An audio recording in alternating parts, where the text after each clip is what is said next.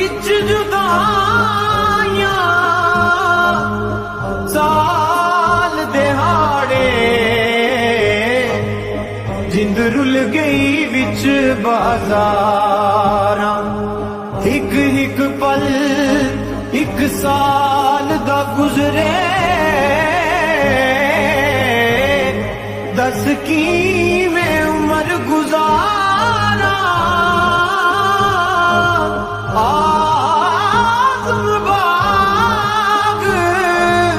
बहिश्त न पावे मैनू बिन सजना बिन यार